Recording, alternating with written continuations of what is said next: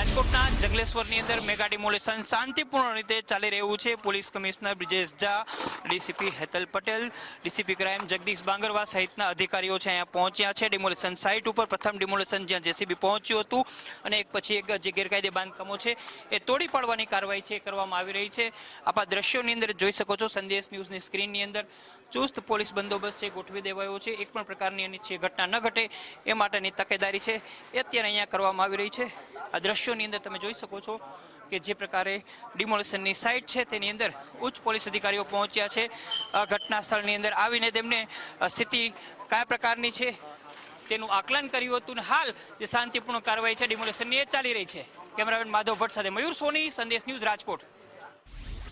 બિલકુલ મહત્વના સમાચાર। આશંકા એ હતી કે રોષે ભરાશે લોકો, વિરોધ થશે, પરંતુ હાલમાં જ્યારે બુલડોઝરની કાર્યવાહી શરૂ થઈ છે, ડિમોલેશન અત્યારે શાંતિપૂર્ણ માહોલમાં ચાલી રહ્યું છે। લોકો જ્યારે રહેતા હતા તે હાજર છે હાલમાં, પરંતુ આખરે તેમણે સ્વીકારી લીધું છે। પણ એક મનમાં આશા હતી કે સરકાર તેમના માટે કોઈ વૈકલ્પિક વ્યવસ્થા કરશે, કારણ કે અહીંયા જો 1200 મકાનો તોડી પાડવામાં આવનાર છે તો અહીંયા લગભગ 5000 થી 6000 પરિવાર એવા છે કે જે નિરાધાર થઈ ગયા છે, જેમના પાસે આશિયાનો નથી રહેવા માટે।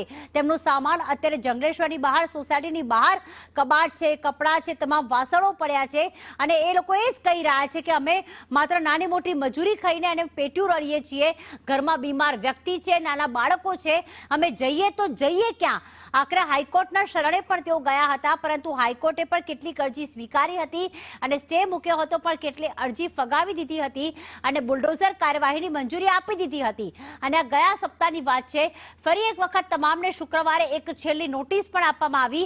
ઘણા બધા લોકોએ આખરે નિરાશ થઈને તમામ સામાન તો ખાલી કર્યો છે, પણ હજી પણ તેમને આશા છે કે સરકાર અમારી માટે કંઈ કરશે, કારણ કે કોઈ 10 વર્ષથી રહી રહ્યું છે, કોઈ 20 વર્ષથી રહ્યું છે, કોઈ બે પેઢી ત્યાં રહી રહ્યું છે અને આખરે આજે જ્યારે તેમને ઘર છોડવાનો વારો આવ્યો છે, જેના જ કારણે અત્યારે તેઓ રુદન કરી રહ્યા છે, નિરાશ થઈ ગયા છે, આશા સેવી રહ્યા છે કે સરકાર અમારી સહાય કરે, કારણ કે ના તેમના પાસે કોઈ ઘર છે કે ના એટલી આવક છે કે તેઓ ભાડે રહેવા જઈ શકે।